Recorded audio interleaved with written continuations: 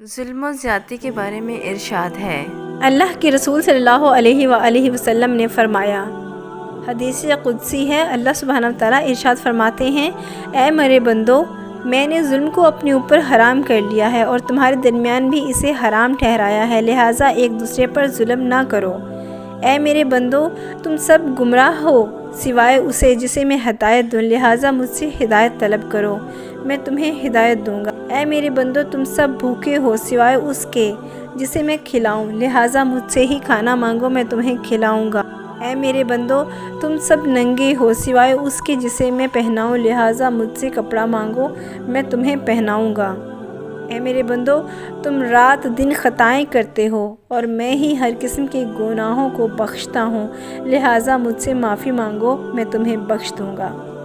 اے میرے بندو، تم مجھے نقصان پہنچا سکتے ہو اور نہ نفع۔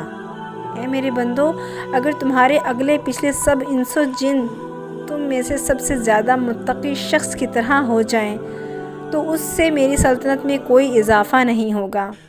اے میرے بندو، اگر تمہارے اگلے پچھلے سب انس و جن تم میں سے سب سے زیادہ فاسق و فاجر شخص کی طرح ہو جائیں تو اس سے بھی میری سلطنت میں کوئی کمی واقع نہ ہوگی۔ اے میرے بندو، اگر تمہارے اگلے پچھلے سب انس و جن کسی چٹیل میدان میں جمع ہو کر مجھ سے مانگے اور میں ہر شخص کی مانگ پوری کر دوں تو اس سے میرے خزانوں میں کوئی کمی واقع نہ ہوگی بجز اس کمی کے جو سمندر میں سوئی ڈبونے سے ہوتی ہے۔ اے میرے بندو، یہ تمہارے اعمال ہیں جنہیں میں شمار کرتا ہوں، پھر تمہیں ان کا پورا بدلہ دوں گا۔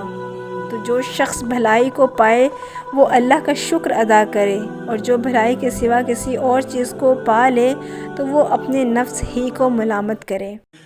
اس حدیث قدسی میں اللہ سبحانہ وتعالیٰ نے اپنے تمام بندوں کو اپنے محبوب رسول اللہ صلی اللہ علیہ وآلہ وسلم کی زبان نبوت سے انتہائی پیارے انداز میں خطاب فرما کر ہر کام میں محض اپنی ذات کی طرف رجوع کرنے کا حکم ارشاد فرمایا ہے، یعنی تمام انسانوں کو اپنی ہر قسم کی مرادیں اور فریادیں صرف اللہ سبحانہ وتعالیٰ ہی سے کرنی چاہیے، اس لیے کہ وہی ہے جو ہماری تمام حاجات کا تنہا ازالہ کر سکتا ہے اور جہاں سے ہم کبھی بھی خالی دامن لے کر واپس نہیں جاتے، اور وہی ہمارے تمام گناہوں کو معاف کرنے اور پھر انہیں نیکیوں میں بدلنے پر بھی قادر ہے۔